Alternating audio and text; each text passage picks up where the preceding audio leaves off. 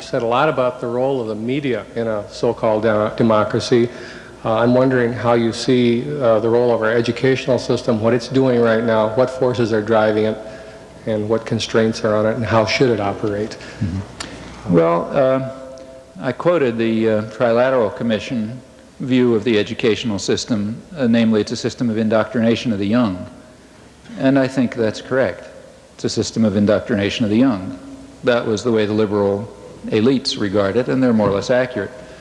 So the educational system is supposed to train people to be obedient, conformist, not think too much, do what you're told, stay passive, don't cause any crises of democracy, don't raise any questions, and so on. That's basically what the system is about.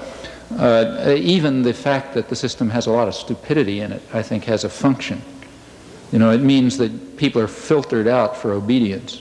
If you can guarantee lots of stupidity in the educational system, you know, like stupid assignments and things like that, you know that the only people who make it through are people like me and like most of you, I guess, who are willing to do it no matter how stupid it is, because we want to go to the next step, you know. So you may know that this assignment is idiotic and the guy up there couldn't think his way out of a paper bag, but you'll do it anyway because that's the way you get to the next class. And you want to make it, and so on and so forth. Well, there are people who don't do that, you know. There are people who say, I'm not going to do it, it's too ridiculous, you know. Those people are called behavioral problems, or something like that. They end up in the principal's office or in the streets or selling drugs or whatever. And all of this is a technique for selection for obedience. And I don't know how to prove this, but I have a feeling that when you go to the elite universities, you find more obedience and conformity. Probably because you're getting the students who were better able to do it, you know. Well, all of that is functional. That's the way it works. And it works right through graduate school. I mean, by the time you get to graduate school, it's already a little more varied because some real contradictions develop in the system. The problem is that you can't have progress this way. You know, now especially in the sciences and engineering, that's a problem because the corporations need science and engineering. You know, if you don't have innovation, you're really in trouble. So they have to encourage creativity and independence because you can't get anywhere if you just copy what somebody told you. You have to be challenging things all the time, challenging everything, you know, and thinking new thoughts and so on. And there you got a real contradiction. It's hard to train people to be creative and challenging and so on, and yet to ensure that somewhere else in their lives they're conformist and obedient and never think. So you have problems. That's a serious problem in Japan, incidentally. We think of Japan as this tremendous superpower, but that's very misleading. Japan, for example, is very poor in science, for example, and they're aware of it. And part of the reason is it's part of the same thing that makes them good workers, obedient workers. It's a very obedient society, very deferential and conformist society, and one effect of that is that you know there are real constraints against independent, free thinking, and you see it in the sciences very clearly. But it's a problem here too. So there are those contradictions, and when you get to graduate school, they're beginning to show up. They show up much less in the ideological subjects, because there it doesn't matter so much if people have, you know, profits aren't made by historians having original ideas about the French Revolution, so they can have conventional ideas. And that means that the pressure to try to support innovation and freedom is much less, and the pressures for conformity, on the other hand, are much greater, because in the ideological subjects it begins to be dangerous if people think the wrong thoughts.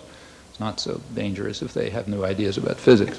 But nevertheless, you know, you begin to get a little flux in the system by the time you get to graduate school. And even at lower levels you find it. I mean, there are teachers who do stimulate thought, and sometimes they get away with it.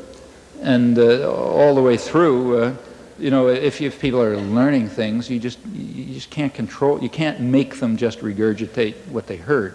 Now, there's a lot of pressure to turn the schools into the Marine Corps, and there's a lot of support for it. For example, there's this bestseller last couple of years by Alan Bloom. That was all over the supermarkets, Closing of the American Mind, which huge bestseller, supermarket racks, which is where I read it, and things like that. Well, you take a look at what he's saying, And there was plenty, a lot of enthusiastic accolades for it and so on.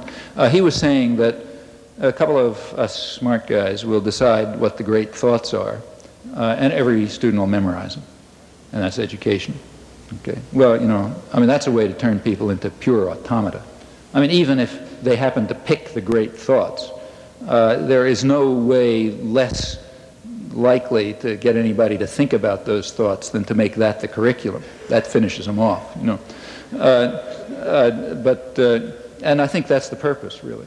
The purpose is just to impose authority, Here's the great thoughts, all this other stuff is rubbish, just learn those and you're okay.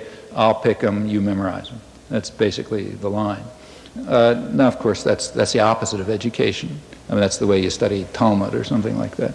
But it's very popular, and I think it reflects the same concern over the crisis of democracy. In fact, Bloom himself was the incident that really got to him was a case in Cornell where he was a professor, where some black students took over one of the buildings. And he said that's just like the Nazis, it's back to the Nazis. He has a whole business about the Nazis and so on and so forth. Well, you take a look at what happened in that. He doesn't tell you what he thought and he says the faculty capitulated, just like Heidegger capitulated to the Nazis and so on.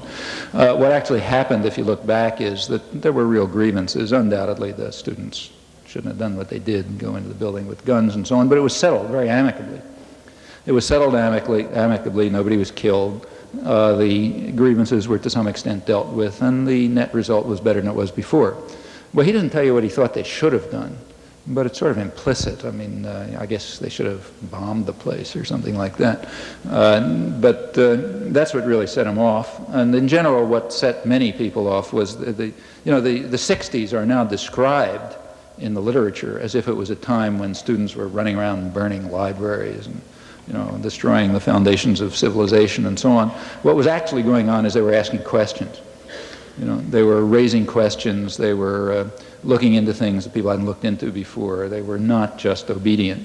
And from the point of view of a lot of the faculty, that's equivalent to burning the buildings. You can't, that small distinction, you can't make that. There's pressure to turn the schools back to the days when you didn't have to worry about those things, like disobedient students asking questions about things that you didn't tell them to think about and so on.